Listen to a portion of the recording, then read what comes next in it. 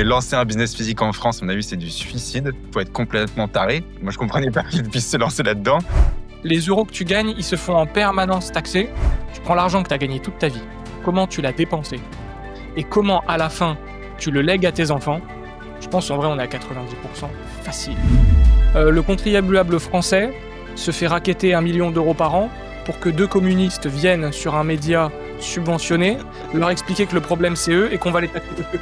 Quand je dis ça, c'est pas une blague. Regardez la vidéo qu'ils ont fait justement sur Nicolas qui paye. Udul face caméra a le culot de dire « Mais Nicolas, tu vas payer ». Est-ce que dans 10 ans, vous serez encore en France? How to Bitcoin, si vous ne les connaissez pas, les gars, allez checker. Ce sont les meilleurs podcasts francophones sur le Bitcoin only et sur la liberté et la souveraineté. Et vous avez dû créer un site qui permet de en fait, voir la vérité sur l'argent que vous recevez de votre revenu. Ce site, donc, c'est nicolaskipaye.org. Et pourquoi ça a été important finalement pour vous de le créer? Tu sais, il y avait un compte Twitter qui s'est créé, Nicolas qui paye. Après, il y a eu un peu tout le Mhm. mouvement.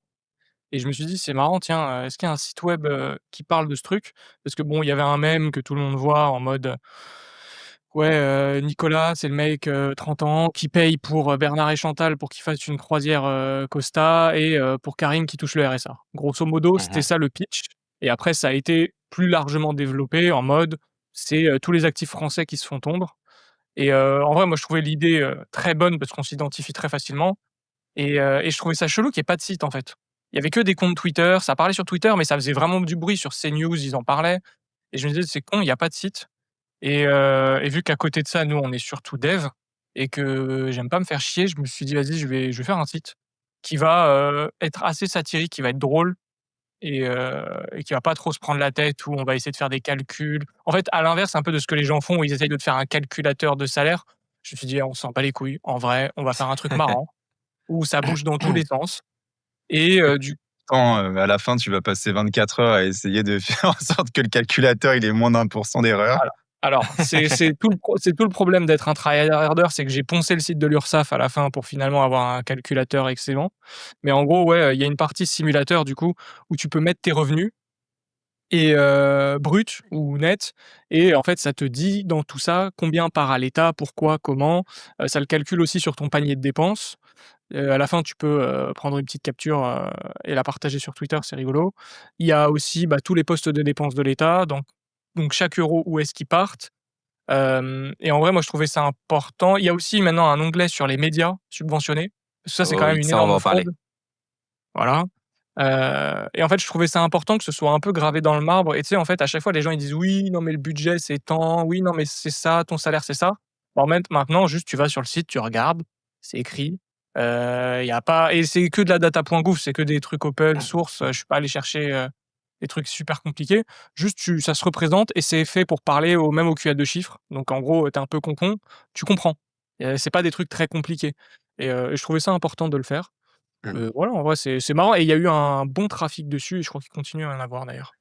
Ah, j'ai pas Ah, trop bien. rechecké, mais ouais, aux dernières nouvelles, on était quand même monté à peu près 8 000 visiteurs en à peine un mois, ce qui est quand même pas mal, hein. Par rapport à d'autres sites qu'on Ah avait ouais. fait, marche bien. Ouais, c'est bien, c'est bien. Et du coup, tu disais que c'était pour faire en sorte qu'il soit satirique et drôle, mais finalement, j'imagine que quand même, il vous a fait un peu pleurer. C'est quoi les trucs qui vous a le plus choqué, tu vois? Il y a des trucs auxquels tu t'attendais pas et même toi, tu as été choqué? Moi, en vrai, le premier truc qui m'a choqué, c'est quand tu tapes budget de l'État, on te sort un chiffre pas loin des 700 milliards et tu te dis: «Putain, Mmh. c'est beaucoup». Mais en fait, Mmh. le budget de l'État n'inclut pas la sécurité sociale et les retraites. Et quand j'ai commencé à comprendre ça, je me suis dit: «Waouh!» Et en fait, le budget de l'État, le vrai, ce que l'État dépense, c'est 1 400 milliards. C'est pas les 600 et quelques. Et en fait, ils te distinguent les 2 comme si c'était 2 entités séparées. Alors que c'est le même Mac au-dessus. C'est exactement le même. Mais Ah ils te ouais, présentent j'étais ça pas au courant non plus. différemment. Et ben, voilà. Donc ça, je crois que en fait, c'est le premier truc que j'ai mis beaucoup de temps à le comprendre, parce que quand tu le cherches, même le gouvernement l'affiche, mais c'est assez insidieux. Ils te le mettent tout le temps séparé, mais c'est un peu la même chose, en fait, parce que, bah, les 2 ont le même budget.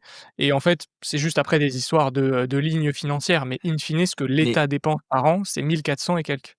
Attends, du tu coup, c'est sûr que drôle c'est parce autant? qu'ils Mmh. préparent un budget Ils préparent un budget qui est voté, et cetera, où en fait, ils savent déjà qu'il n'inclut pas certaines choses et qu'il va partir en déficit. C'est Ouais, bah, en impressionnant. fait, c'est juste que la sécu et tout, c'est que, c'est justement là où il y a le petit twist, c'est qu'en fait, le budget de l'État, là, global, ça, c'est ce qui est voté. C'est-à-dire, c'est l'enveloppe qu'ils vont dépenser et en fait, cette part sécu et retraite, vu qu'ils savent pas exactement non plus combien ça va être, tu me diras sur le reste aussi, ils sont incapables de l'anticiper. Mais sur ça, ils sont pas capables. Et ben, c'est là où va y avoir beaucoup de variables et c'est pour ça qu'on est en déficit chronique sur les retraites, qu'il y a un déficit tous les ans de la sécu et c'est notamment sur cette partie dont qu'on ne présente pas comme budget de l'État qu'on s'endette chaque année parce que, bah, il y a des trous, béants vu que c'est public et mal géré. C'était incroyable. J'avais vu, sur, Le Bunker qui avait partagé un tableau où sur les 10 dernières années, si tu faisais la moyenne de ce tableau, tu étais en déficit par rapport aux impôts que collectait l'État de 36,8 ou 37 quelque chose comme ça. Donc chaque année, sur les 10 dernières années, l'État français a dépensé 37 de plus que ce qu'il n'a emmagasiné et donc ça veut dire qu'en plus votre tableur que vous calculez et moi j'ai rentré mes chiffres et je devrais être, si j'étais en France, approche de 70 d'impôts. Heu, En plus, tu dois y rajouter toute la dette qui va s'accumuler et qui devra s'accumuler à rembourser dans le futur pour, dans les prochaines années lorsque, bah, ça devrait être payé, quoi. Parce que même ces 70 d'impôts ne suffisent même pas, du coup. Ouais, Mmh.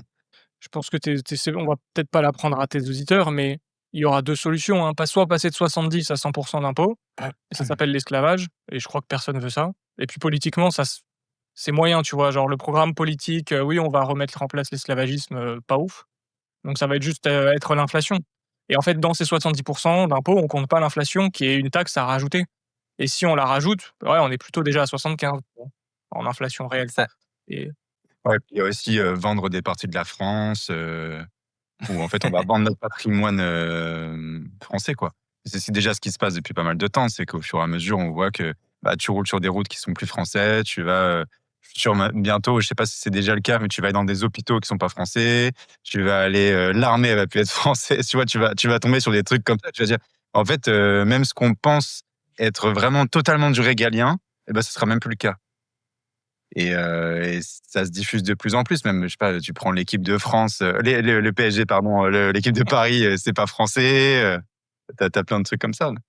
ouais et puis c'est pire que ça, c'est que c'est aussi propagé par, tu sais, des économistes à la je sais pas si vous voyez c'est qui Thomas Porcher là? Le mec qui avait parlé à un moment qui disait: «Oui, en fait la dette, c'est pas un problème parce que, la France, le patrimoine c'est 3 300 milliards et on a 3 300 milliards de dettes donc c'est à l'équilibre».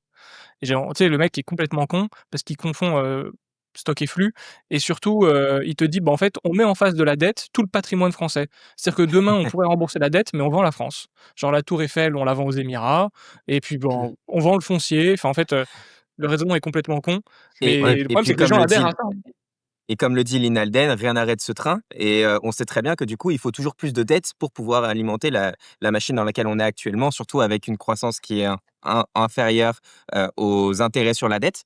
Donc c'est partir du principe d'une image figée alors que la dette ne fait que d'augmenter et donc elle va surpasser ce niveau de patrimoine finalement, la dette. D'ici très peu de temps, ça Oui. m'inquiète déjà, je ne savais pas que le patrimoine était, au niveau de nos dettes déjà actuellement. Et surtout que quand tu parles de patrimoine foncier, si je dis pas de bêtises, c'est pas, le patrimoine de ce que possède l'État, hein. C'est pas, les administrations et tout. C'est ce que toi tu possèdes, hein. Genre Ah en oui, fait, quand c'est tu Ouais. vois les graphiques, ils confondent ce que le particulier possède avec ce qu'eux possèdent. mmh. Et c'est là où je dis: «Mais en fait, ils sont complètement tarés». Pour eux, en fait, ce que chacun d'entre nous a réussi à obtenir, à créer comme valeur, ça leur appartient. Et ils mettent ça en face des dettes de l'État. Mmh. Genre comme Et si, en fait, on n'avait pas déjà payé ça via nos impôts, tu Waouh! vois? Qu'en fait, Mais nous, mais on est déjà des esclaves.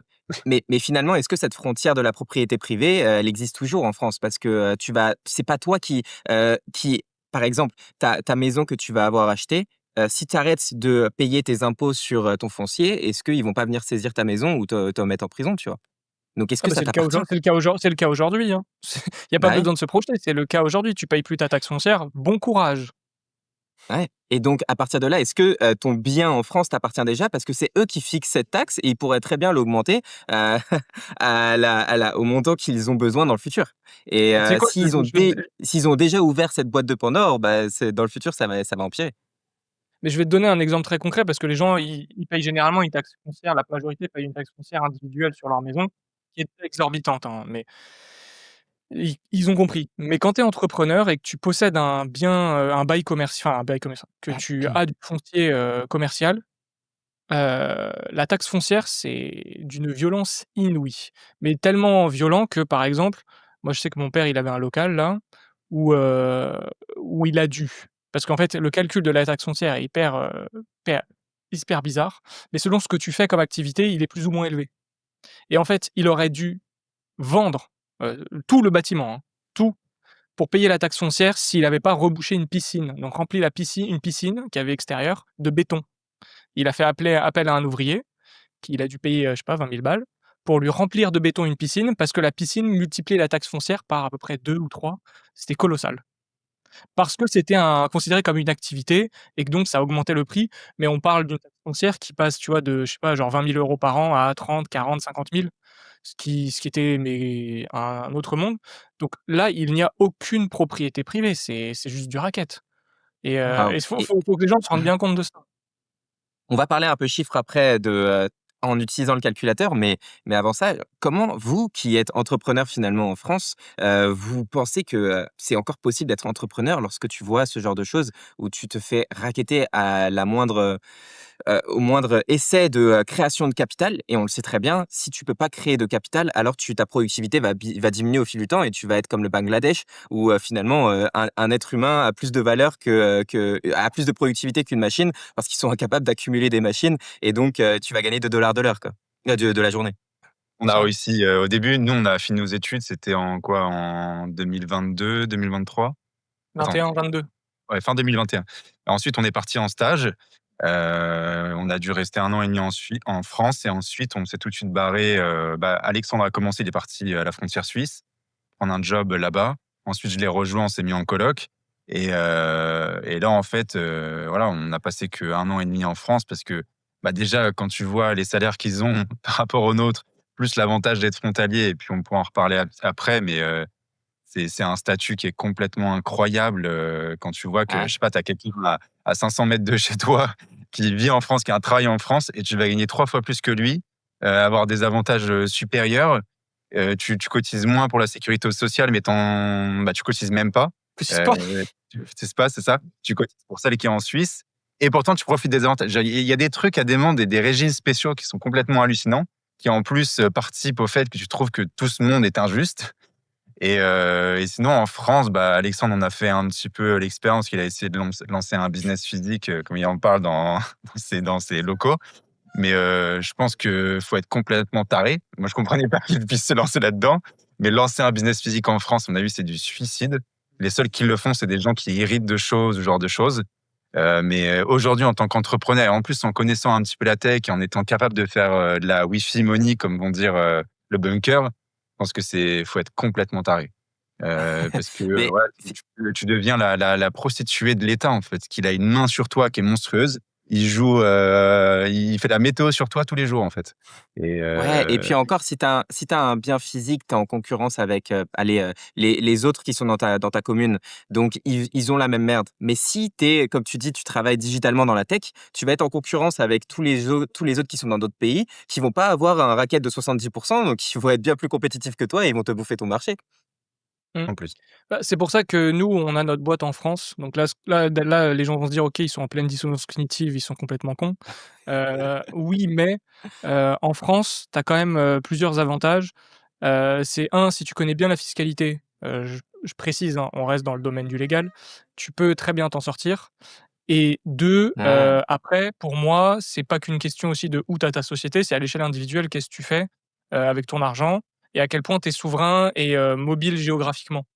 Mmh. Et en fait, les gens distinguent pas assez, à mon sens, le fait d'avoir de la thune, mais aussi d'avoir de la thune mobile. Et juste Mmh. avoir plein d'oseille, c'est bien, hein, on est des grands capitalistes, mais aujourd'hui, je crois que je préfère avoir, 2 BTC qu'un immeuble qui vaut 400 000 €. Parce que en fait, mes 2 BTC, je peux prendre l'avion, me barrer et ne pas payer un racket foncier tous les ans, donc je dors beaucoup mieux. Et je pense qu'il y a aussi ça qui joue beaucoup. Donc c'est, en fait, tu as un business, OK, tu mets une partie de ta trésor en BTC. Toi, à ton échelle individuelle, essaye de pas être attaché à, tu vois, à la terre, où tu vis, surtout quand la terre où tu vis, c'est la France. Et je trouve qu'avec ce système, en tout cas nous, ça se passe plutôt bien. Si fiscalement, tu optimises bien les choses et que tu fais tourner ton business, en vrai, c'est faisable. Par contre, faut être prêt au cas où ça se barre en couille, c'est plus ça pour moi. Et tu pas peur qu'à un moment, ils mettent une exit tax ou une taxe sur le non réalisé, sur le Bitcoin? Parce que finalement, ils shut toutes les exits en France. Donc, la KYC est très dur à éviter. Il y a quand même des manières de l'éviter, mais c'est assez compliqué. Donc, tu pas peur là-dessus? Je sais pas, moi, j'ai pas de bitcoin, je t'avoue. Et finalement, vous avez dit, en fait, votre parcours, il ressemble vachement à tous ceux qui ont réussi dans mon entourage. C'est-à-dire, j'écoutais la dernière fois BFM et il parlait de la taxe Zuckman, etc. Et il disait, non, mais je sais plus où, il n'y a pas eu tant de fuites de millionnaires à partir du moment où telle taxe a été mise en place.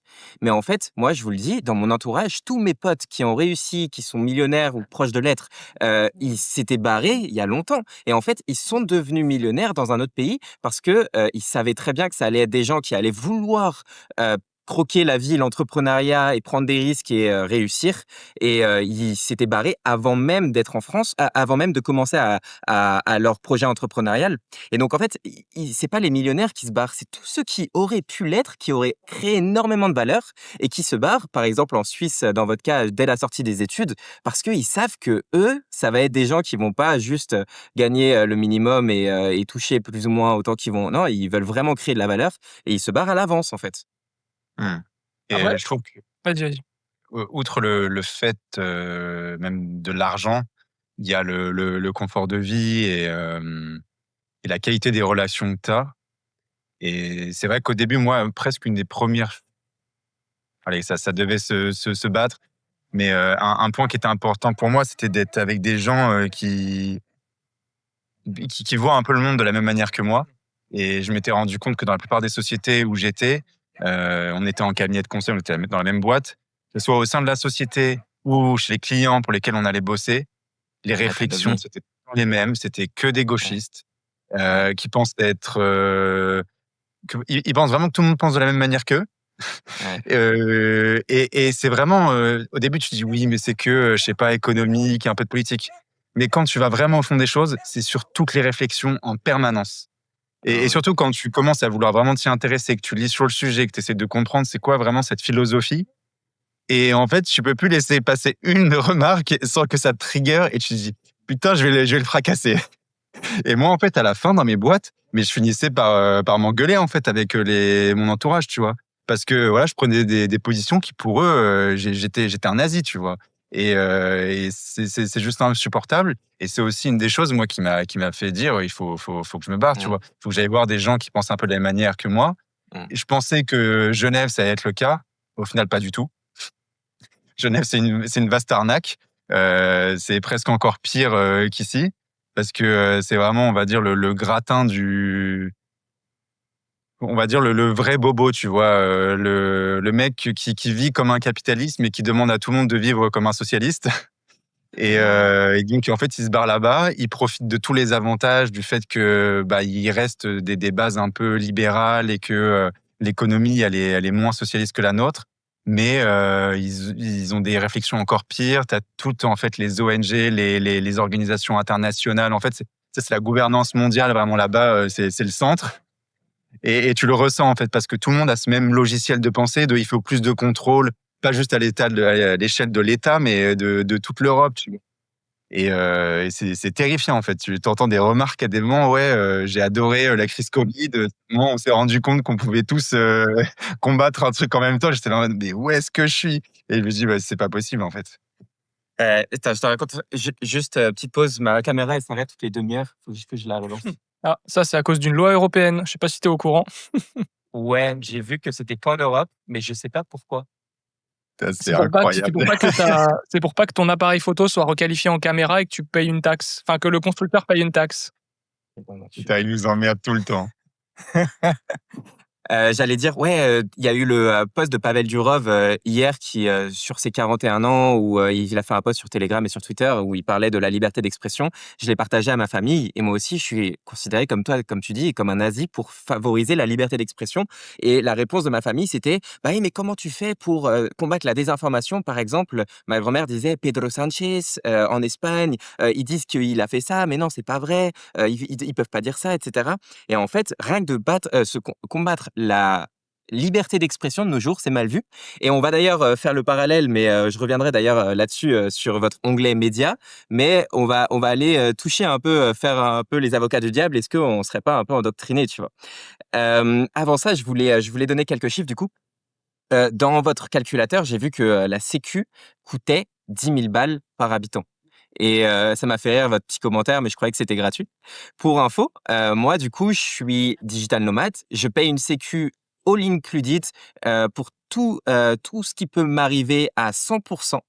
À l'international, dans tous les pays du monde. Donc, c'est vraiment une sécu enfin, c'est vraiment une assurance chère. Je paye 66 euros par mois. Donc, je paye finalement 800 euros à l'année, tu vois. Vous payez 10 000 euros et c'est imposé. Pourquoi? Alors j'ai ma petite idée, hein, mais vous pourrez peut-être, l'expliquer un peu plus, aux auditeurs. Pourquoi vous pensez qu'il y a cette dissonance si grande Mmh. entre le privé et la sécu publique? Mmh. Juste pour rebondir sur la liberté d'expression avant ce que tu disais, pour répondre en une phrase, pour moi, la différence entre les gens qui pensent pas comme nous et nous, c'est que nous on prétend pas qu'il y a un monopole de la vérité. C'est-à-dire qu'en fait, on connaît on dit voilà, on peut être endoctriné et cetera, mais on est conscient et du coup on veut pas l'imposer aux autres et on veut pas imposer une vérité. On veut juste qu'il y ait une concurrence et un libre marché des idées. Bref. Et du coup entre le public et le privé, sur la sécu, bah, c'est marrant ce que tu dis. Alors moi je pensais pas que c'était aussi peu cher. On a fait une vidéo récemment avec Ulrich Génisson qui vit aux États-Unis. Il me disait que tu peux t'en sortir. Après c'est peut-être à son âge avec des enfants et cetera, mais genre pour même 500 balles par mois. Tu une assurance comme ça, AXA, mais 500 balles par mois, c'est rien, hein, c'est 6 000 € par Alors an. Ça reste effectivement, que dalle. ouais, et c'est les États-Unis parce que moi, effectivement, sur mon Oui, assurance privée, il me demandait de spécifier l'unique pays où il me demandait: «Est-ce que tu vas là-bas?» C'est les États-Unis. Donc je pense qu'il y a un régime spécial et moi, j'y allais 10 jours. Là, j'y suis allé il y a 2 mois. Donc j'ai juste spécifié les 10 jours et donc ils m'ont augmenté le tarif à un chouïa. Mais les États-Unis est particulièrement cher et exactement, tu même as comme raison. ça, tu t'en sors pour 2 fois moins cher quand même que la sécu française. Et puis, ouais, il nous disait, en fait, c'est ça, c'est qu'il y avait des niveaux selon les pays où tu vas et USA, Monaco, Singapour, et peut-être un autre pays. Là, ouais, c'était dans les tranches les plus chères, c'est pour ça. Mais, Mmh. mais on voit que même dans les tranches les plus chères, ça reste rien, en fait. Mmh. Et comme tu dis, c'est 2 fois moins cher pour l'ensemble du globe et pour des services qui sont meilleurs. Parce que faut voir la qualité maintenant des services, de santé français par rapport à beaucoup d'autres pays. Les Ah gens, oui, vivent dans une bulle, en fait. Ils se rendent pas compte de oui. comment ça a évolué en France et comment ça a évolué dans le reste du monde. Oui, parce qu'effectivement, moi, j'ai accès à, du coup, les hôpitaux privés. Je suis pas obligé d'aller dans les hôpitaux publics de là où j'ai chopé la dengue quand j'étais au Salvador.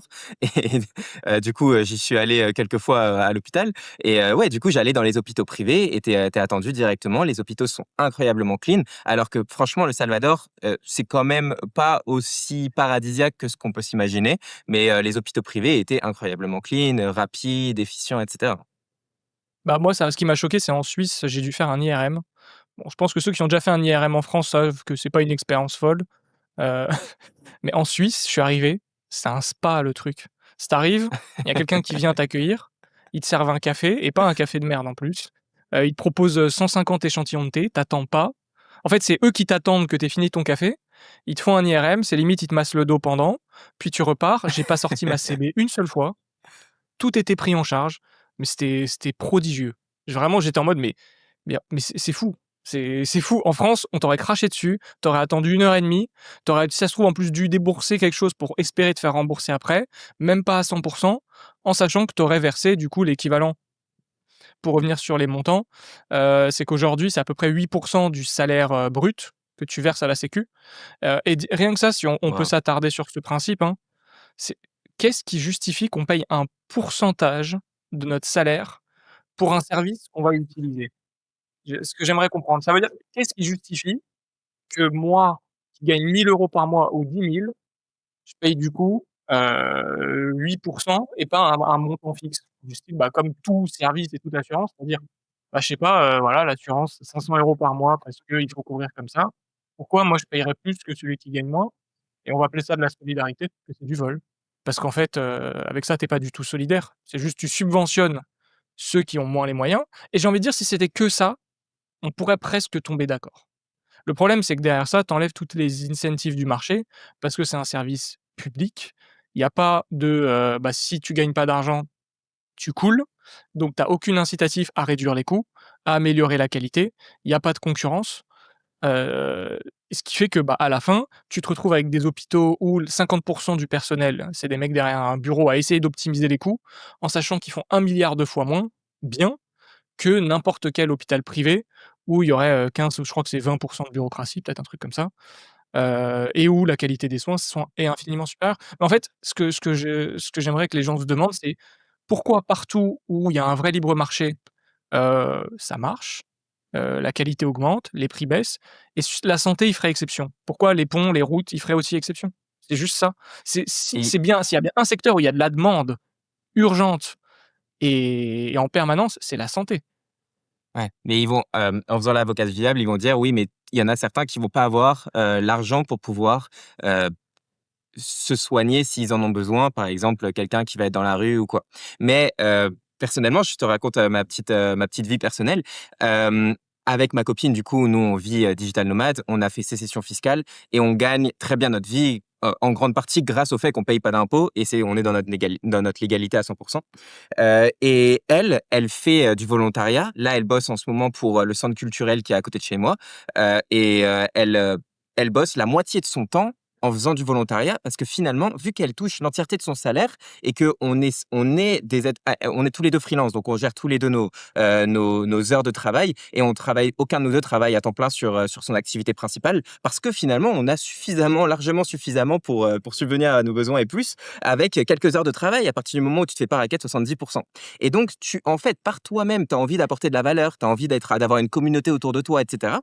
Ma copine fait du volontariat où elle va donc, aller 2-3 heures par jour, et les week-ends en partie aussi, travailler et moi, d'une certaine manière, je crée des vidéos sur YouTube alors que je suis très, très peu payé, mais je fais ma petite part aussi de de travail où je travaille un peu, sans avoir de revenus très conséquents.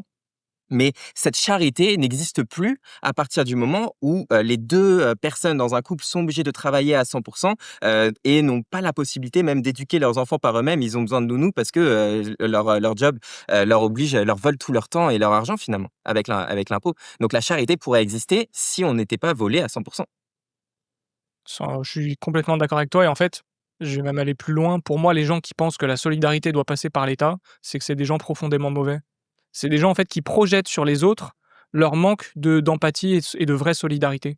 C'est-à-dire que si tu pars du principe que des gens comme toi et ta copine ne peuvent pas exister parce que tu es incapable de le projeter, parce que sincèrement, en fait, tu es quelqu'un qui est peut-être pas si empathique que ça et pas si solidaire et que tu penses qu'il est obligatoire de l'imposer avec l'argent des autres, hein, surtout pas le tien, c'est qu'en fait, le problème, c'est toi. C'est moi, le problème des gens, on va dire de gauche pour faire, très large, ou les socialistes, c'est qu'ils projettent leur intérieur. C'est pas la réalité des autres et ils essayent après de convaincre les gens comme toi et moi, de dire: «Ah beh, regardez, les gens vont mourir dans la rue». Mais nous, on fait à notre échelle. Toi, tu le fais de cette façon, nous, on le fait d'une autre, peu importe. Mais en fait, c'est juste ça la vraie solidarité et surtout, c'est bien plus efficace parce que je suppose que ta copine, elle fait ça auprès de personnes qu'elle voit tous les jours à chaque fois. Elle sait où est investi, bon, en l'occurrence son temps, parce que là, c'est même pas de l'argent. Elle sait que ça va être bien investi, bien mieux que quand tu vas le donner à papa État, qui va le redistribuer à travers 50 strates, où il y a de la déperdition de partout, pour qu'à la fin, ça finisse sur un mec qui, va l'utiliser pour aller s'acheter des clopes. C'est ça la grande différence. D'un côté, c'est la solidarité, de l'autre, c'est du vol. Ça n'a rien de solidaire. Ouais, il y en a un qui enrichit les bureaucrates. L'autre, c'est de la vraie charité. Et finalement, j'avais déjà utilisé cet argument contre, des socialistes où en fait, les socialistes disent: «Ah ouais, mais les riches doivent payer». Mais derrière, tu leur mets dans un contexte où tu te dis: «OK, alors maintenant on va réduire l'échelle et on va se dire on est à l'échelle juste de ta rue. Et dans ta rue, tu es possiblement la plus belle maison». Et là, tu te dis: «OK, et si c'était toi qui devais payer la majorité parce qu'en fait, les autres sont, moins aisés que toi?» Et là, il va me dire: «Ouais, mais lui, il a jamais bossé et cetera». En fait, il va se rendre compte que, c'est pas il est plus méritant parce que, que il a plus bossé si tu changes le contexte et tu réduis un peu. Mais vu qu'il ne, dans la global picture de l'économie française, bah, tu vois les riches comme des personnes derrière ton écran, bah, tu te dis, ah, ils ont volé et puis vaut mieux que ce soit eux qui payent plutôt que moi, quoi. Mmh. Et mieux que ça, je pense, en plus, si tu prends l'exemple de la rue, dans ce cas-là, le riche, même qu'il ait besoin de donner quoi que ce soit, il fait déjà énormément parce que sûrement qu'il va avoir, 10-15 employés au sein de cette petite ville. Il va leur verser un salaire. Ensuite, bah, je sais pas, il va améliorer les routes parce qu'il en a besoin pour faire amener, tant de ressources et autres. Et en fait, tu le vois, en fait, directement qu'en fait, la richesse qu'il a créée, elle est pas seulement sur son compte en banque, mais elle est surtout, en fait, l'environnement qui est autour de lui. Mmh. Et ça, en fait, c'est parce qu'on est dans un monde qui devient un peu plus complexe et que leur cerveau, ils n'arrivent pas à assimiler la complexité, que d'un coup, il faut qu'ils simplifient en fait le réel et que ça rentre dans leur schéma du monde, oppresseur oppressé, et d'un coup, bah, tu te mets à les guillotiner des riches. Mais en Mmh. fait, c'est complètement débile. Puis même, en fait, Mmh. ce que tu dis là, en vrai, tu viens d'énoncer une leçon d'économie, assez simple, c'est ce que c'est la monnaie. En gros, un riche qui a beaucoup d'argent sur son compte, ça veut dire qu'en contrepartie, il a distribué proportionnellement autant de biens rares que les gens désiraient. C'est pas parce que Mmh. la monnaie, c'est juste Bien dit. la représentation de la rareté relative de tous les biens. Ce qui veut dire que s'il a beaucoup de monnaie, c'est que derrière, il a distribué à beaucoup de gens des biens rares et demandés. Donc le mec, c'est un héros, faut le féliciter. Faudrait qu'il paye pas d'impôts. C'est que en fait, faudrait pour moi, hein, vraiment la progressivité des impôts, elle devrait être dans l'autre sens, hein. C'est-à-dire que plus tu es riche, Ouais. moins tu en payes. Complètement. Si vraiment on veut pousser le truc au max. En vrai, une flat tax, ça suffit, Ouais, bien mais sûr. quasiment ça, parce qu'en Ou fait, quand tu te rends compte des services rendus à la société, les vrais, qui ont été c'est vrai. consentis, plus tous les impôts que tu payes en réalité de façon détournée via les cotisations et cetera, en fait, derrière, en fait, c'est colossal. Ces mecs sont des héros en réalité, hein. Faut vraiment faut vraiment arrêter et juste pour terminer, il y a un point qui, moi, m'agace un petit peu, c'est la glorification, du bénévolat par rapport à l'entrepreneuriat. Non pas que je dénigre, ceux qui font du bénévolat, mais je pense que la grosse erreur, c'est de considérer que moralement, c'est supérieur de faire don de son temps via le bénévolat que d'entreprendre et de fournir des biens et des services à des gens. Pour moi, il y a voilà, chacun fait son avis là-dessus, mais il y a pas de vérité absolue où l'un est meilleur moralement. Et je trouve que c'est un peu le mal du siècle aussi. Ouais, c'est intéressant, mais c'est Ouais. un mal français particulièrement, de prôner la oisiveté et de, dire que les riches ont volé, que l'argent que les riches ont, ils l'ont volé aux pauvres, en fait. Mais cette pensée, elle est très française et d'ailleurs, Pavel Durov, dans son interview avec Liz Friedman, qui est sortie la semaine dernière, il disait ça, il disait: «C'est une pensée française depuis la Révolution française et les Français doivent changer ça s'ils veulent, réussir à ne pas être un pays où, la productivité va tellement décroître comparé aux autres pays que ça va être un pays, qui va être du tiers-monde dans le futur. Donc Bah, malheureusement, nos penseurs ont exporté leurs pensées et c'est aujourd'hui des choses qui sont, courantes quand même dans beaucoup de pays. Rien que tu vois, bah, je sais pas, aux États-Unis, sur les précédentes élections, heu, je veux dire, il y avait pas, 90-10, sur les élections, tu vois? C'était quasiment moite-moite et je pense que même chez beaucoup d'électeurs de Trump, il y en a beaucoup, ça reste des socialistes parce que Trump, ça reste quand même un peu un gauchiste, hein. oui. Pareil, tu regardes en Angleterre, c'est le parti travailliste aujourd'hui qui est au pouvoir, c'est carrément des communistes, hein. Tu regardes, toute l'Europe, au final, je pense que c'est plus de la moitié des gens qui sont socialistes, et dans le reste du monde, je pense que c'est un peu les mêmes choses aussi, donc Ouais. peut-être que ça a un peu émergé chez nous, mais ça s'est très vite En propagé et en fait, ça marche très mais bien. Les gens adorent ce type d'idée parce que ça permet d'extérioriser le fait que tu es une merde. Tu dis: «Non, en fait, c'est pas moi, c'est les autres, c'est de leur faute» et c'est pour ça qu'il y a un terreau fertile partout dans le monde. Mais en fait, grâce à la théorie des jeux, finalement, si tu as des pays qui deviennent trop communistes, socialistes comme, c'est en train de devenir dans énormément de pays, tu as aussi d'autres pays qui ont une énorme incitation à accueillir toutes les personnes qui vont vouloir fuir ces pays. Et en Amérique latine, actuellement, c'est incroyable comment, la une ribambelle de pays sont en train de, fermer l'imposition sur tous les revenus extérieurs ou alors, mettre une fiscalité à zéro pour, tous ceux qui ouvrent un local durant les 5 premières années. Donc tous ceux ceux qui, en fait, viennent s'implanter depuis l'étranger ou veulent entreprendre durant les premières années vont payer 0% d'impôts ou ad vitam aeternam dans certains cas. Mais du coup, tu as énormément de pays du coup, qui jouent la carte opposée parce que de nos jours, les capitaux, ils sont mobiles. Donc finalement, tu mets une taxe Zuckman, bah, ce que tu vas avoir, c'est que tous ceux qui vont être les plus productifs de ton pays, ils vont se barrer, soit avant même d'arriver dans ce seuil, soit ceux qui l'atteignent déjà, ils vont se barrer. Et en Amérique latine, là aussi, je rencontrais il y a pas longtemps un mec qui a fait 10 ans de manifestations libertariennes en Europe. Il était de Poland. C'est le mec qui a d'ailleurs créé le film festival de Bitcoin. Je sais plus comment il s'appelle. Il s'appelle Thomas.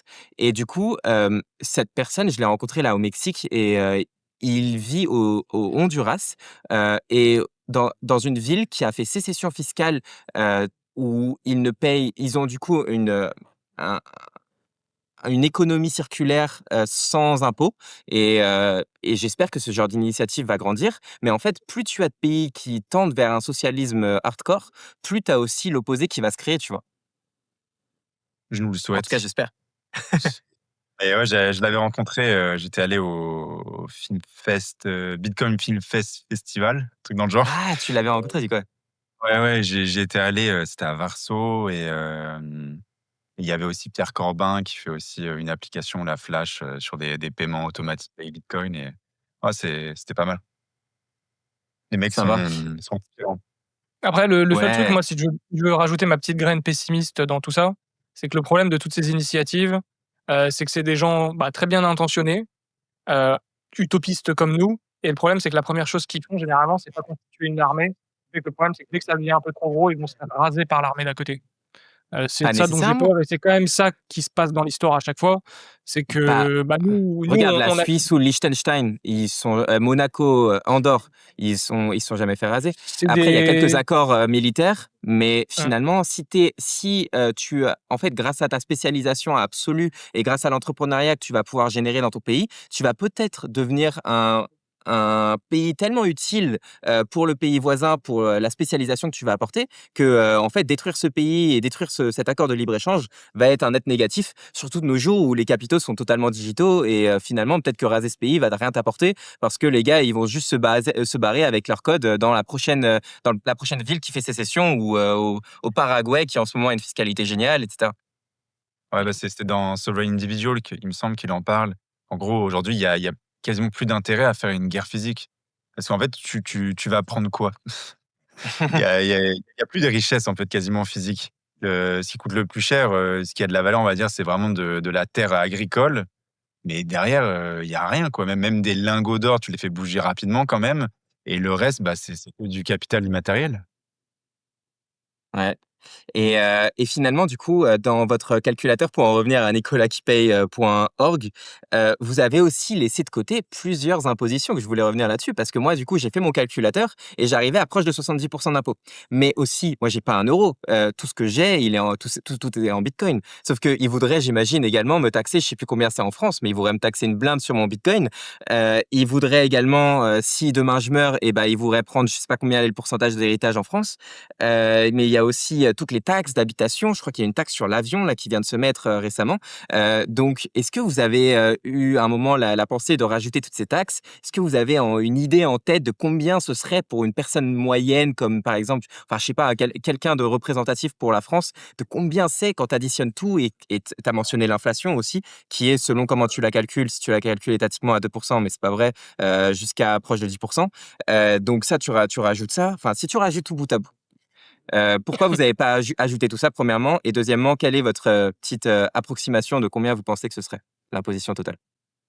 C'est Alors vrai que tu le as oublié la taxe, post-mortem. En fait, bah, déjà, c'est qu'il y en a tellement que ça prend du temps. En fait, moi, je l'ai juste fait comme ça, j'avoue, par manque de temps, principalement, mais Mmh. ce serait passionnant et moi, j'ai aussi eu un moment un déclic, c'est quand tu prends un j'invite tout le monde à faire l'expérience quand vous prenez un billet d'avion, heu, regardez le détail du prix d'un billet d'avion. La moitié, c'est des taxes. Taxes d'aéroport, taxes sur le carburant, taxes par passager et mais c'est c'est effrayant la quantité de taxes qu'il y a sur un billet, c'est colossal. Pareil, là, dans le simulateur, bah, je le mets un peu indirectement, mais sur le carburant, les transports, quand vous faites un plein, Si l'essence est chère, c'est pas parce que le pétrole, il coûte cher, hein, c'est parce que l'essence, c'est des taxes. Hem et en fait, c'est extrêmement difficile parce qu'il faudrait l'adapter au panier moyen de tout le monde.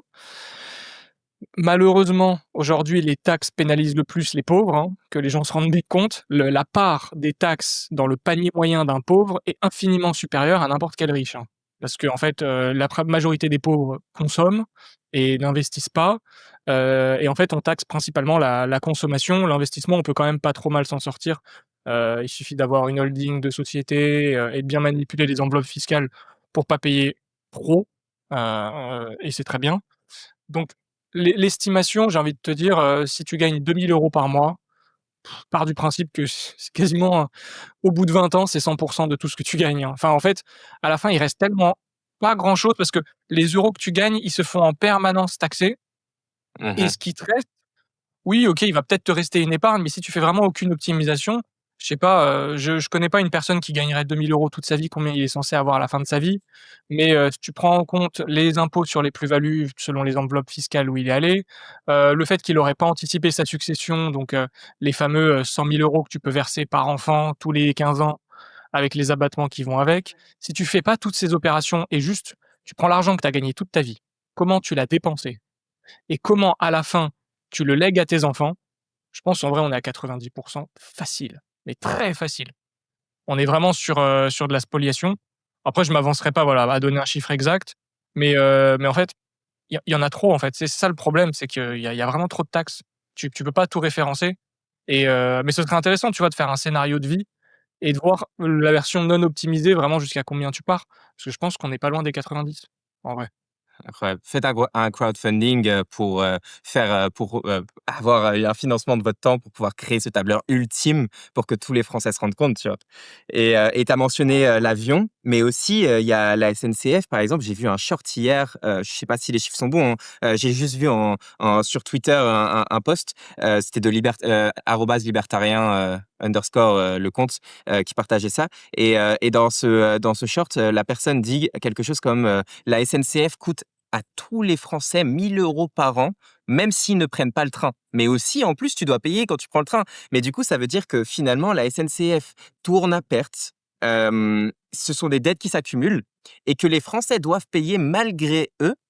Et, et quand on voit le prix du train et que du coup, tout le monde prend l'avion parce qu'effectivement, le train, c'est si cher et que malgré cela, l'avion est si peu cher par rapport au train et le train te rajoute encore des coûts, il nous cache vraiment la vérité. Tu t'aperçois quand même ce mismatch entre le service public et le service privé, même si c'est pas nécessairement comparable à 100%, mais on l'avait déjà évoqué avec la sécu privée versus public, mais c'est encore un exemple quand même. Mmh. Je pense que dans un monde, non collectiviste, le train pour les passagers n'existerait quasiment pas, en réalité. Je pense que ce serait que du transport de frais et de marchandises. Mais en fait, vraiment le transport de passagers avec l'avion, n'existerait quasiment plus, si on était vraiment dans un monde parfait. Parce qu'en Ouais. réalité, ça reste extrêmement cher. Pour transporter des êtres humains, c'est pas hyper opti et en réalité, si ça coûte aussi cher, c'est un parce que c'est extrêmement mal géré, mais 2 parce qu'il y a énormément d'incitatifs à le faire aussi, et que l'avion est extrêmement puni. Mais dans un monde vraiment libre, j'ai des gros doutes là-dessus. Si on n'interdisait pas les vols de 30 minutes, si les procédures pour prendre l'avion étaient un peu moins compliquées, je pense qu'en vrai, on Et l'aurait surtout, beaucoup en moins. plus, si, il y avait pas des règles aussi cons, sur les routes, sur, tout ce qui est carburant, genre juste un trajet en voiture, tu le ferais peut-être 2 fois plus vite parce que tu aurais en moyenne à 150 km/h au lieu d'aller à 80 et ton essence serait 2-3 fois moins chère, voire 10 fois moins chère. Donc, je pense qu'il y a tellement de choses comme ça et sans compter, bah, toutes les pertes d'innovation qu'on n'a jamais eues à cause de l'État, parce que, bah, il y a jamais aucun entrepreneur qui a pu se poser la question parce que de toute façon, on va l'arrêter avant même qu'il ait une idée. Soit parce que, c'est un fasciste anti-arbre et mère Gaïa, soit, parce que, je sais pas, il va ouais, souvent ça va être des raisons écologiques, mais, Ouais, en parlant de raisons écologiques, ça va peut-être être notre transition vers votre onglet médias, qui était extrêmement intéressant. pour parler un peu de possiblement l'endoctrinement qu'il y a finalement de la population pour aller dans la direction de ce qui arrange l'État d'une certaine manière. Et l'écologie, sans rentrer dans un débat trop profond sur l'écologie, mais ça pourrait être un des points. Mais en fait, cet onglet médias, c'est celui qui, moi, sur votre site, m'a le plus choqué parce qu'en fait, vous avez, si je me trompe pas, que les journaux dans la liste, mais ils y sont tous, quoi. Tous les médias reçoivent des subventions. Est-ce que vous avez trouvé des médias des gros médias qui ne reçoivent pas de subventions?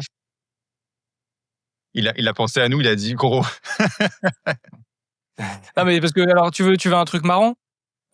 Quel est l'un des plus parce que en vrai, le fait que tu dis gros est important parce que si tu veux citer par exemple un gros média crypto, il y en a quelques-uns, bah, l'un des plus gros, il est subventionné. Enfin, il a été subventionné, tu vois? Mais Et non. en fait ouais, bah, après de toute façon je peux le dire ici, hein, c'est public, c'est sur le site, c'est The Big Whale. Ils ont reçu je crois 50 000 € de subvention en Ah, je connais 2022 ou pas. 2023. C'est un gros média en vrai qui est pas très public, c'est plus, institutionnel et tout. Mais tu vois, ils ont touché des subventions parce que dès que tu deviens un peu gros, bah, c'est le seul moyen c'est le seul moyen soit de subvenir, soit tu as un incitatif tel que en fait, bah, remplir quelques papiers, si ça peut te rapporter 50 000 €, ah l'incitation elle est pas mal quand même, hein. Donc ouais, tous les gros médias sont subventionnés, il y en a quasiment aucun, à ma connaissance Ah qui ne touche ouais. pas de subvention. Heu, D'un côté, moi, j'ai pas envie de blâmer les médias, parce qu'aujourd'hui, c'est les règles du jeu. En fait, bah, créer un média indépendant sans subvention, la concurrence et là, c'est vraiment la concurrence déloyale, bah, elle est truquée. C'est-à-dire que tu as des mecs, d'un côté qui reçoivent 8 millions par an, toi tu commences avec zéro, bah, forcément ça va être compliqué et ouais, ouais, ils sont tous gavés d'argent public. Là, c'est que les médias, type presse, sur lesquels je me suis concentré parce que la source de données que j'avais trouvée, avec ça, je voulais m'attaquer à un moment aux médias plus, chaînes de télé et cetera.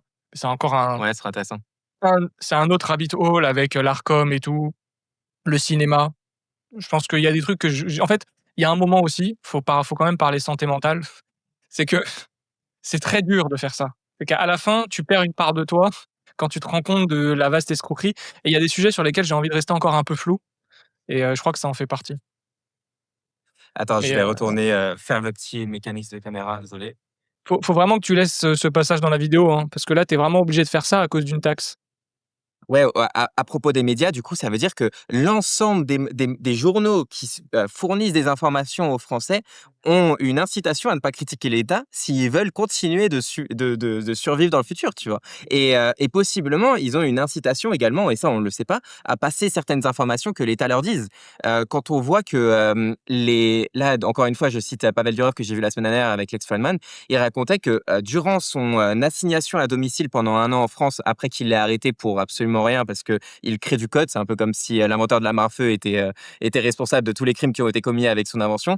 Pavel Durov a été assigné à 1 an en France et certaines, personnes du gouvernement français, des services d'intelligence sont venus le voir, chez lui pour lui demander de censurer, des chaînes, pendant les élections en Roumanie et en Moldavie. Et des chaînes qui étaient, enfin ils voulaient censurer les chaînes pro-candidats conservateurs en Roumanie ou en Moldavie et anti le candidat qui était, pro-Europe. Donc comme par hasard, pour favoriser donc le candidat pro-Europe. Mais quand on sait qu'ils le font et ils vont chercher, ces acteurs-là, mais ça doit être si simple de le faire vers des médias que tu payes toi-même finalement. Et donc c'est sûr que s'ils le font avec Telegram, ils le font avec absolument tous les journaux finalement. Et est-ce qu'il y a encore une presse? Est-ce qu'il y a encore une source d'information qui peut être libre, tu vois? Je pense que déjà, ça doit être le cas. Mais en plus, ça peut aller aussi dans les 2 sens.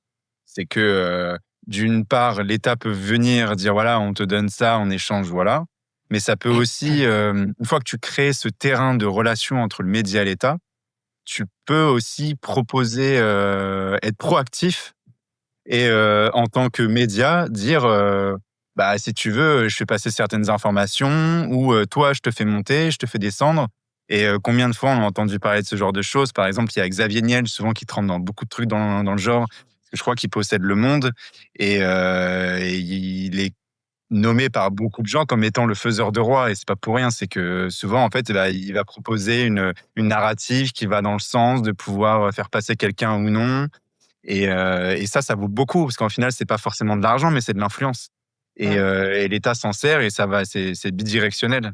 Mais en plus, ce que tu dis, C'est tellement vrai parce que quel intérêt a Xavier Niel d'acheter un média déficitaire comme Le Monde, à part si derrière ça va pas lui faire gagner du business ou du pouvoir? Genre, c'est un moment, je veux bien croire que tous ces mecs sont hyper, philanthropes, qu'ils adorent la liberté d'expression, mes couilles, mais il y a un moment, faut voir la réalité en face, les gars. C'est juste, il achète de l'influence et derrière ça va servir ses business. Je pense que s'il n'avait pas cette influence, il n'aurait jamais pu créer 42, il aurait jamais pu créer Station F, parce que bien évidemment qu'il faut le tampon de l'État pour faire des trucs pareils. Et je dis pas que ces trucs-là sont pas des bonnes initiatives. Je dis juste que derrière, en fait, et que ce mec est forcément une ordure, hein, d'ailleurs. Franchement, j'ai un avis très partagé là-dessus. Mais c'est juste que derrière, c'est le jeu. T'es obligé. Et en fait, la quantité d'incitations pourries que ça crée derrière, mais elles sont colossales. Et en fait, c'est pour ça que les gens voient juste, oui, c'est l'État qui fait passer les messages aux médias, mais c'est aussi dans l'autre sens après. Et c'est presque dans l'autre sens où ça peut être encore plus dangereux a posteriori, c'est que derrière, bah, il y a vraiment des gens, et là c'est le capitalisme de connivence, qui ont de l'argent, qui achètent de l'influence et qui mettent à la tête de notre pseudo-démocratie les mecs qu'ils veulent. Et ça, c'est dangereux. C'est Mmh. Ouais, très là, dangereux.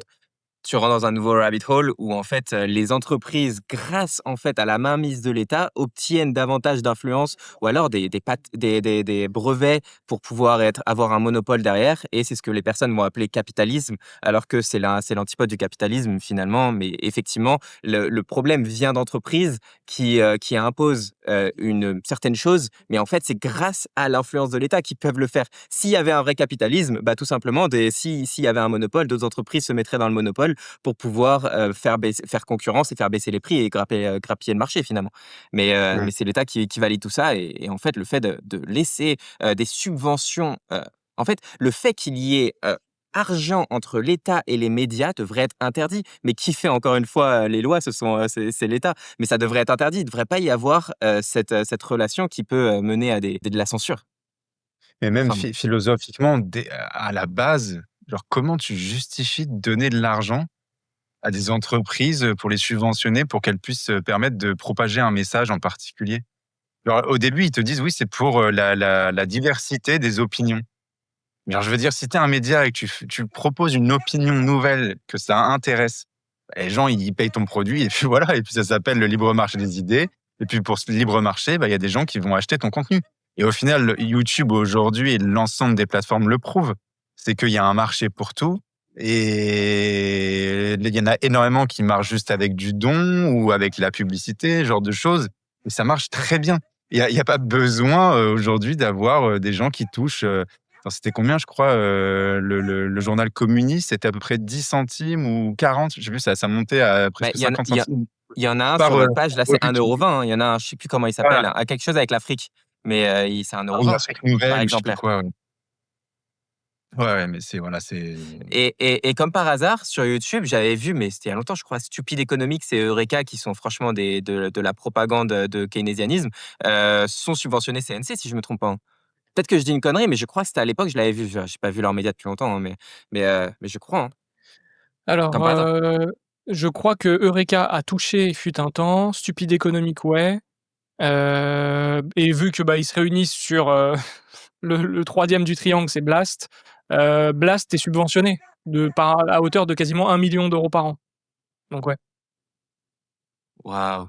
Donc, in fine, ils sont payés via la subvention. Donc c'est-à-dire, si on résume, le contribuable français se fait racketter 1 million d'euros par an pour que 2 communistes viennent sur un média subventionné, leur expliquer que le problème c'est eux et qu'on va les taxer. Parce que quand je dis ça, c'est pas une blague, hein. Regardez la vidéo qu'ils ont fait justement sur Nicolas qui paye. Usul face caméra a le culot de dire: «Mais Nicolas, tu vas payer», et en plus, je crois qu'il est très insultant quand il dit ça. C'est que genre, il dit aux gens: «Mais tu vas payer, on va te traire». Mais le mec est payé par les gens à qui il parle. Mais en vrai, je comprends pas qu'il y ait pas des gens dans les rues qui essayent de, en vrai de vrai, pourquoi il y a pas une chasse à l'homme?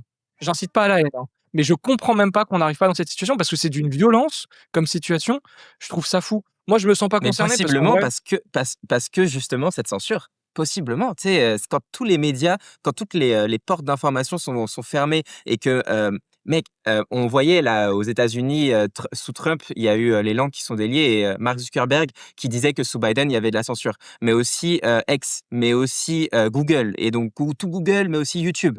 Et si, Mark Zuckerberg le fait, c'est Instagram, Facebook, et WhatsApp. et Pavel Durov maintenant. Et là, c'était sous Trump, on a su ce qui se passait sous Biden, mais on va savoir ce qui va se passer sous Trump d'ici 5 ans, tu vois, ce sera la même merde. Mais je veux dire, absolument tous les médias sont censurés, même sur YouTube, il y a plein de chaînes Bitcoin qui se font fermer soudainement. Et comment tu veux que les personnes fassent cette chasse à l'homme si, en fait, aucune idée ne peut se propager contre un ennemi commun si on ne peut pas parler de cet ennemi, en fait. Mmh. Et il y a un autre exemple aussi, en ce moment, c'est l'Angleterre. Et là, je regardais juste avant, il y avait une vidéo de, je sais pas si vous connaissez Théo Malini, qui fait en ce moment des reportages qui sont assez intéressants. Pour l'instant, c'est pas mal centré aussi sur l'immigration et puis sur les émeutes qu'il y a un peu partout dans le monde. Et il en faisait là justement une sur la situation en Angleterre. Mais là-bas, c'est en train de devenir une folie. Je vous disais Ouais. là que c'était le parti travailliste qui avait pris le pouvoir. Je me rappelle plus des chiffres, mais déjà c'est le premier pays au monde en nombre de personnes qui sont arrêtées pour des messages qui ont été diffusés sur les réseaux. Genre Ouais. tu te dirais non, c'est la Chine, je suis sûr que même la Corée du Nord, il y en a moins, tu vois. Et là les Peut-être que mecs, je vais dire une grosse connerie, mais c'est genre 1000 par semaine, je crois, un truc comme ça. J'avais écouté sur le podcast de Peter McCormack Show. je crois que c'est Qui se gigantesque. font Et arrêter pour un post sur les réseaux sociaux. tu vois des scènes, genre là, il partageait une vidéo où tu as un mec qui rentre chez une vieille femme qui a le cancer, qui doit avoir au moins 60 balais, voire 50. Et le mec, il vient lui dire: «Oui, bah, on a vu que vous aviez partagé un post sur Twitter ou sur les réseaux, disant que, genre, vous compreniez pas qu'il y ait autant de clandestins dans les rues et en fait, ça a touché la sensibilité de certaines personnes et en fait, je vous proposais de soit venir vous excuser, soit vous êtes convoqué au tribunal», ou je sais pas quoi.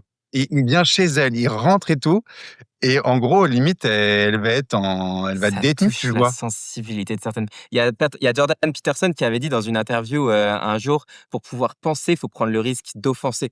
Et en fait, effectivement, si tu peux pas parler des choses, tu vas, en fait, si tu peux pas offenser personne, tu vas jamais pouvoir pointer du doigt un éventuel problème s'il y a un problème, tu vois. Mmh. C'est incroyable ce qui se passe en Angleterre. Il y a la chaîne, l'ancienne chaîne What Bitcoin Did qui a du coup switché vers The Peter McCormack Show parce que le gars est de Bedford et il est tellement dépité de ce qui se passe en Angleterre qu'il a sacrifié son podcast Bitcoin pour pouvoir mettre un média pur situation anglaise pour dénoncer tout ce qui se passe. Et du coup, c'est archi intéressant. Je les écoute pas tous, mais j'en écoute assez fréquemment et c'est dystopique, c'est incroyable ce qui se passe. Mmh. C'est en train de devenir la Stasi là-bas. C'est Mmh. vrai, c'est vraiment en train de switcher en mode URSS, hein. Mmh. En vrai, ce qu'il fait, c'est grave bien. Les gens veulent une anecdote très drôle. Je crois que on a fait une vidéo avec Peter McCormack, c'est la vidéo la moins vue de notre chaîne. Vous avez fait une vidéo avec lui? Voilà, Dans quel contexte? c'était en conférence à Madère. Heu, on avait fait avec lui, Samson Mow et Lynn Alden et je crois que la vidéo Non. avec lui, elle a fait 250 vues. C'est incroyable et Betty Purée. Session aussi et c'est les Après vidéos les moins vues. la vidéo est nulle, hein. On se le Elle est dise, elle est marrante en nulle, mais vrai, on se mais dit: c'est «Vas-y, ça, le mec a 1 million d'abonnés, on va au moins avoir 0,1% de ses abonnés qui vont venir regarder», tu vois? Rien. Ah, incroyable. Bon, elle est nulle, mais on est après, en on va pas se le cacher, si nos auditeurs enfin, je pense que une grande partie de nos auditeurs n'ont pas envie d'écouter de l'anglais, sinon ils iraient sur des chaînes anglophones. Moi, par exemple, c'est pour ça que je connais très peu le milieu francophone parce que j'écoute tout mon contenu en contenu anglophone. Parce que les gars, ils mmh, sont là depuis, enfin, ils ont des médias impressionnants, ils ont les Lida Alden, que vous avez cités et Samson Mow, bon, ce sont des légendes, même si Samson Mow, il me fait un peu chier à parler tout le temps de prix, mais sinon ça reste des légendes quand même incroyables. mmh. Mmh. Non, clairement. Mais c'est ça qui est étonnant, et c'est pour ça d'ailleurs qu'on a arrêté les contenus en anglais. Ça marche pas, hein. Les Français sont trop réfractaires. Même aujourd'hui avec les doublages, intégrés dans YouTube, je trouve ça horrible à écouter, ça perd tout le naturel, c'est un enfer. Mais mais c mais on voit comment ça progresse vite quand même, hein. Ça va arriver très vite, hein. Bah, dès qu'ils Heu, auront cloné la voix comme, le fait Eleven Labs, où c'est la vraie voix de la ouais, personne, je pense que ça va être très propre, mais là, c'est encore une voix un peu dégueu. mais Eleven Labs, bah, du coup, tous les podcasts de Lex Fridman sont doublés par Eleven Labs et c'est incroyable Mmh. et puis à un moment YouTube, soit ils vont racheter Eleven Labs, soit ils vont faire la même chose, mais ce sera pareil Ouais, c'est Mmh. sûr. et du coup, là, il y a des auditeurs qui nous écoutent et qui se disent: «OK, donc minimum, je paye 65 d'impôts, au pire, je paye 100 d'impôts sur 20 ans et en plus, les médias sont une source d'information censurée, qu'est-ce qu'ils peuvent faire, tu vois? Comment ils peuvent, réussir à s'en sortir en France? Quelles sont leurs solutions? Après, déjà, il y a pas de réponse universelle, hein. Déjà, enfin, je sais que ça fait démago et tout dire ça, mais en vrai, tu salarié à 2 000 €, tu 4 enfants, tu marié. C'est pas la même chose que, tu à 4 000 balles, entrepreneur, et assez libre. Heu, il y a beaucoup de choses. Pour moi, en fait, faut se fixer une direction, tu vois, un cap, et viser la souveraineté, heu, quand bien même ce soit ce qui te rendrait heureux. Parce que nous, on est dans notre bulle, tu vois? Et à force de discussion, je me rends compte qu'il y a beaucoup de gens et je sais pas pourquoi, ils veulent pas être libres, ils veulent pas être souverains et leur espèce d'état d'esclavagisme mental, leur convient et en fait il faut une telle douleur, un tel effort pour sortir de ça et commencer à anticiper ce que tu viens de dire, c'est-à-dire comment on s'en sort, qu'en fait, ils préfèrent rester dans leur pod. Je pense que tout humain gagnerait à ça, mais le problème, c'est qu'il y en a beaucoup qui ne le veulent pas. Après, comment faire? Je pense que déjà, c'est se poser les bonnes questions sur ce que tu veux dans ta vie. Ensuite, qu'est-ce que tu fais de ton argent? Moi, il y a un truc qui me choquera toujours, surtout en France, c'est que les gens, quand tu parles avec eux et que tu leur demandes: «Ouais, tu fais quoi de ton argent?» «Ah, j'ai pas le temps de m'en occuper, tu sais, moi, c'est livret A, machin». Mais mec, tu bosses 8 heures par jour pendant 42 ans et tu pas le temps de voir ce que tu fais de tout ça, mais tu es complètement con, en fait. Donc voyez Ouais. ce faut voir ce que tu fais de ton argent. Bitcoin, c'est une très bonne solution parce que au delà d'être un excellent investissement, tu as une forme de souveraineté géographique, tu peux te quand même t'extraire des règles de l'État assez facilement. Mais même, il y a d'autres solutions, hein. Acheter des actions, ça reste quand même infiniment mieux que le reste. Hem et puis, ouais, essayer de c'est un marathon, genre, tu vas pas d'un coup te réveiller et te dire: «Ah ça y est, je suis libre, machin». Non, en vrai, la réalité, c'est que pour la majorité des gens, ça va être long et douloureux, mais que l'issue, elle sera ultra positive. Tu voulais dire un truc, Victor, tout à l'heure, je crois, je t'ai coupé. Ouais, bah, je pense que, justement, comme tu le dis, il y a beaucoup de gens qui veulent pas sortir ou, je pense que quasiment tout le monde est conscient de ce qui se passe. On va pas vraiment des décérébrés gauchistes qui, eux, on va dire, en profitent quasiment. Mais on va dire le français moyen, il est conscient. C'est juste que c'est douloureux. C'est qu'il d'un coup, il faut réaliser que, bah, tu t'es fait avoir, tu continues de te faire avoir et tu te feras toujours avoir et te dire: «Bah, en fait, qu'est-ce que je peux y faire?» Et ça demande de, bah, d'un coup de se responsabiliser, de se dire: «Vas-y, il faut que je passe à l'action» et je pense que pour y arriver, bah, déjà, il faut réussir à se trouver du temps, pour, pouvoir, bah, préparer un plan, comprendre. Donc, faut réussir déjà à faire un petit peu plus d'argent dans ce monde-là, parce que je peux pas tout de suite, te barrer, ça reste compliqué pour beaucoup. Donc, faut augmenter son business, augmenter ses revenus, même dans cette société. Et ensuite, pour moi, c'est, bah, faire du sport, lire, se renseigner sur les idées et puis après, même, en fait, rejoindre des gens qui pensent différemment. En fait, ne pas scoltiner, le gauchiste que tu vois tous les jours, au boulot, le gauchiste que tu vois dans le train, celui qui est à la maison et l'ami encore que tu as, tu vois?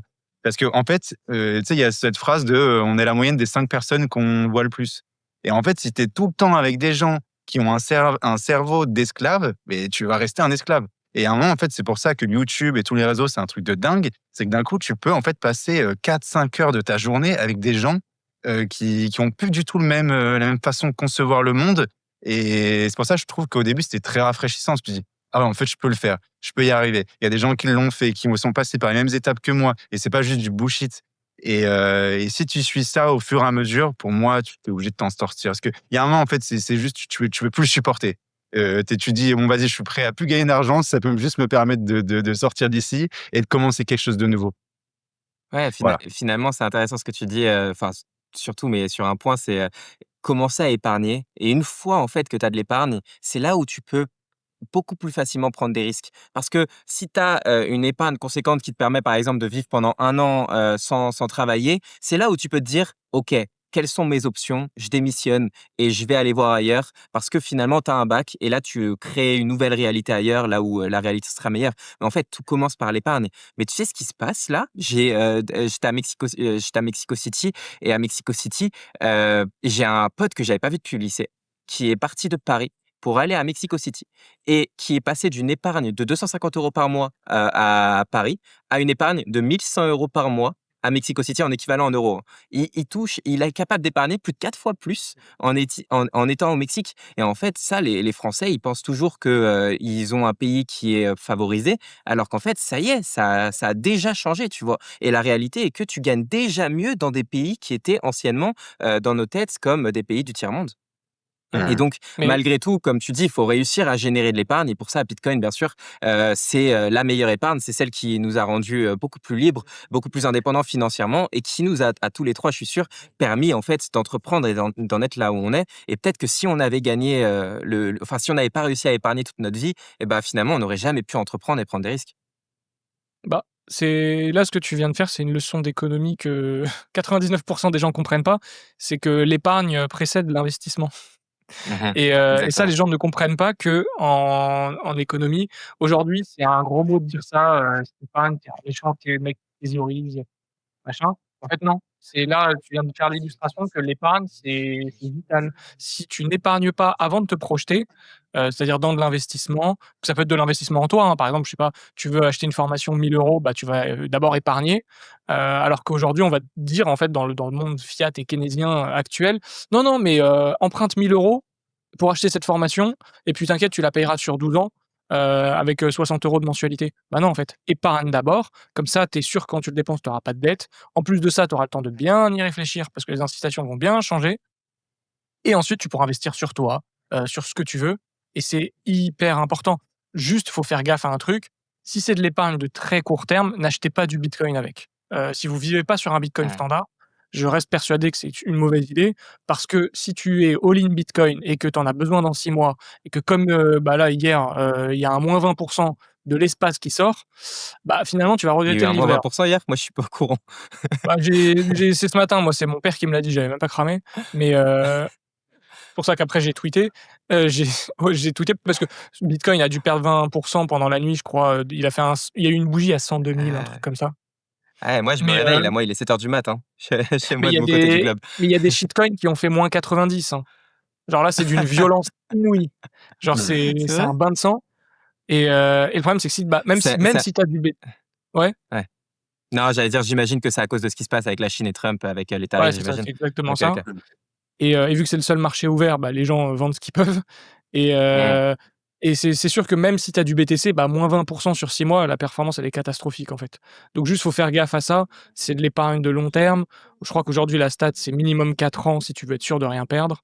En tout cas, même si en admettant que le passé représente bien, le futur, et juste Bah, en fait, ça dépend de ton stack de Bitcoin aussi, parce que dans le sens où personnellement, je vis sous un Bitcoin standard et ça me dérange pas de dépenser la même somme d'argent que je dépense lorsque le Bitcoin fait -20%, parce que finalement, vu que tout ce que j'ai est en Bitcoin, bah, mes coûts durant le mois ne représentent pas 10%, 50%, ou un gros pourcentage de mon sac de Bitcoin, tu vois. Donc c'est pas grave si de temps en temps ça me coûte un peu plus cher, de temps en temps, la plupart du temps ça me coûte moins cher au fur et à mesure du temps, de temps en temps ça me coûte un peu plus cher, tu fais abstraction. Ça dépend. Si tu es au début de ton stack et que là, effectivement, tu y mets tes premières centaines d'euros, effectivement, ne planifie pas sur devoir les utiliser absolument dans moins d'un an. Mais c'est autrement, ça, c'est pour moi, t'as- c'est à destination des gens qui sont en train de découvrir, d'étudier et qui sont pas sur un bitcoin standard, ce qui représente quand même la majorité des gens, malheureusement. Et je voulais juste rajouter un truc, c'était, par rapport à ta remarque là sur, le fait d'épargner. Pour moi, c'est vraiment ouais, aujourd'hui, on nous a vraiment vendu le crédit comme étant un moyen de devenir libre, alors qu'en fait, ça a toujours été connu comme étant l'inverse. C'est que le crédit, c'est toujours une arme pour, asservir. C'est qu'on dit toujours, tu es l'esclave de la personne qui t'a fourni le crédit c'est vrai. et l'épargne, c'est vraiment totalement l'inverse. C'est qu'en fait, d'un coup, tu es totalement libre et tu ne dois rien à personne et tu peux voyager Mhm. de la manière dont tu veux, tu peux jouir de ta propriété comme tu le souhaites.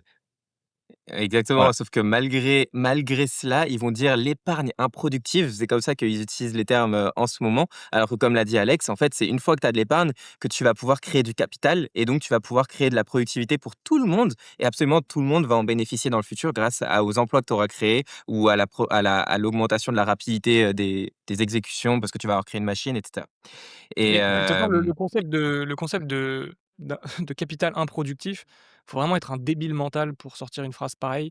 Parce que, bah, déjà, faut voir le monde toujours de façon statique, ou tu sais, à l'instant T, mais à l'instant T, toi aussi, tu es improductif. Donc on fait quoi? On te tue? Genre, si on prend une photo de tout le monde à l'instant T, bah, ouais, on fait rien là, tout de suite. Donc c'est débile c'est et en plus de intéressant ce ça dit.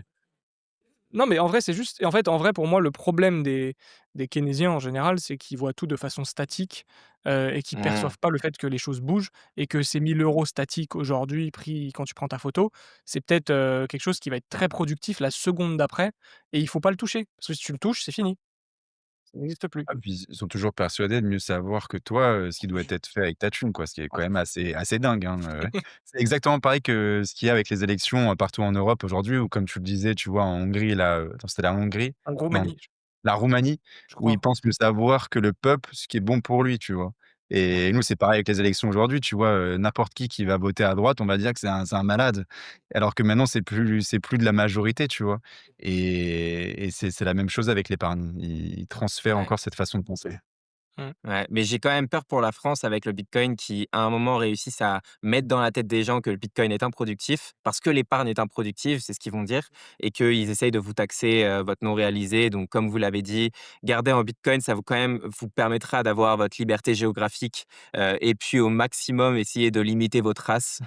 Ça, c'est le conseil, mais restez aussi avec la mentalité ouverte de possiblement faire sécession à la France si jamais c'est nécessaire. En tout cas, moi, ça me paraît logique, quoi.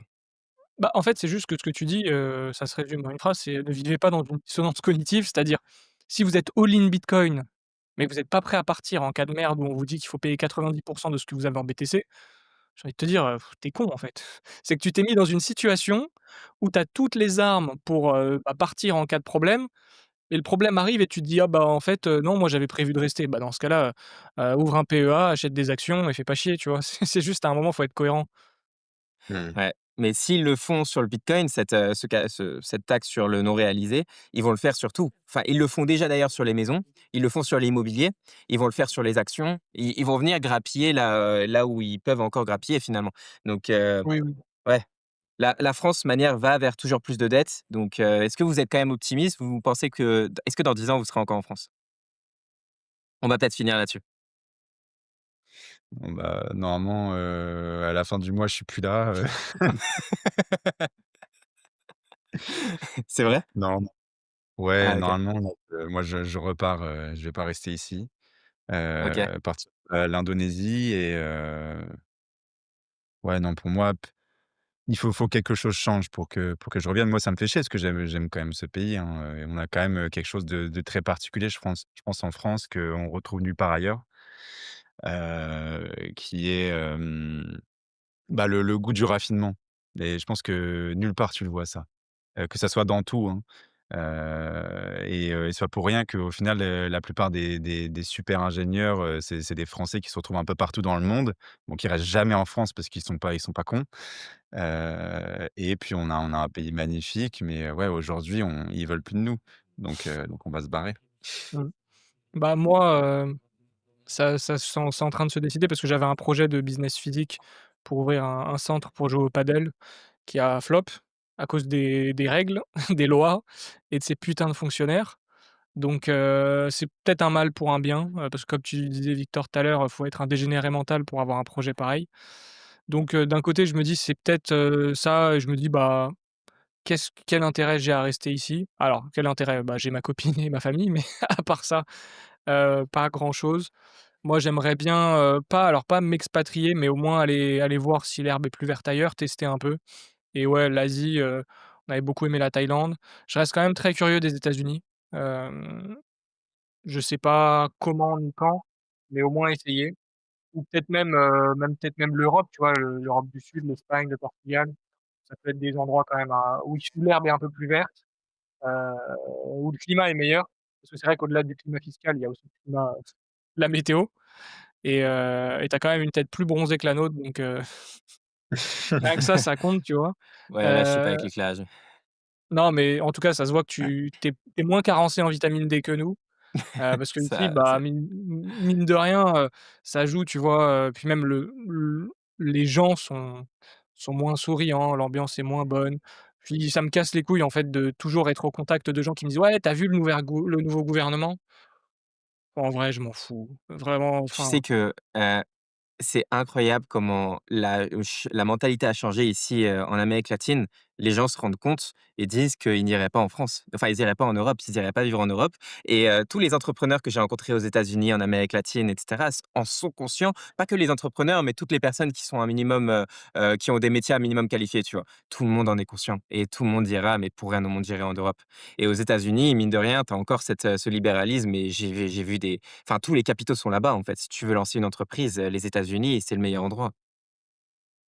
ouais, je suis d'accord, c'est pour ça, je vois pas trop d'intérêt. Après, nous, on a la chance pour l'instant d'avoir un business qui tourne pas trop mal en France.